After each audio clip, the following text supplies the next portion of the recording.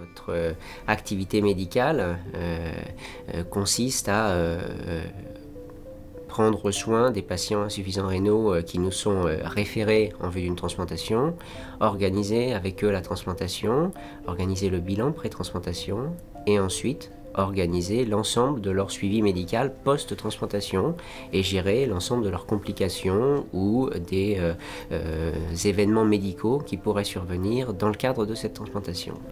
Et puis notre activité de recherche, elle est très liée à notre activité clinique. Elle est destinée à in fine améliorer la qualité des soins de nos patients transplantés, ou bien en réfléchissant sur les mécanismes des pathologies rencontrées, ou bien en essayant de mieux les prendre en charge.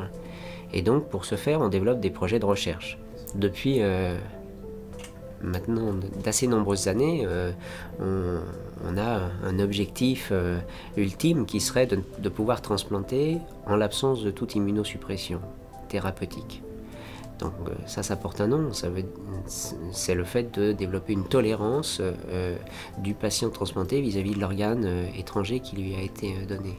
Ça permettrait évidemment d'éviter toutes les complications liées à nos traitements immunosuppresseurs et évidemment c'est une des voies majeures de développement de la recherche en transplantation et un certain nombre de chercheurs de Centaure sont des experts internationalement reconnus dans l'étude des mécanismes intimes de ces phénomènes de tolérance. Ma démarche à moi est plutôt d'essayer de développer de nouveaux outils de surveillance dans les conditions d'exercice actuelles.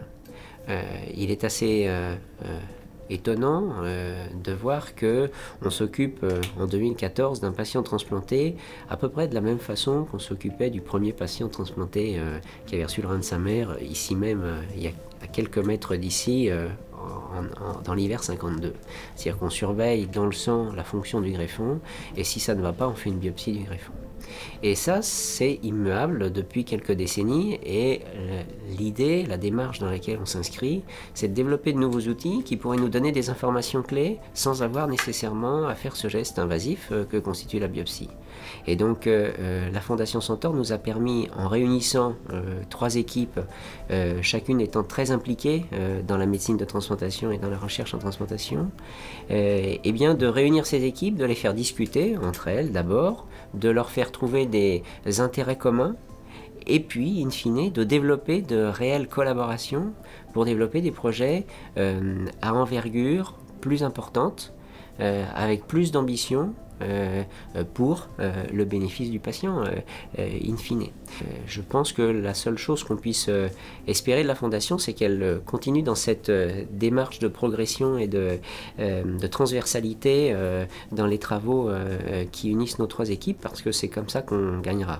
Mon rêve, c'est vraiment de continuer ce qu'on fait, c'est-à-dire de continuer à chercher à nous développer, à développer nos projets, à grandir, parce que c'est comme ça qu'on avancera. Et donc voilà, mon rêve, c'est surtout de ne jamais m'arrêter.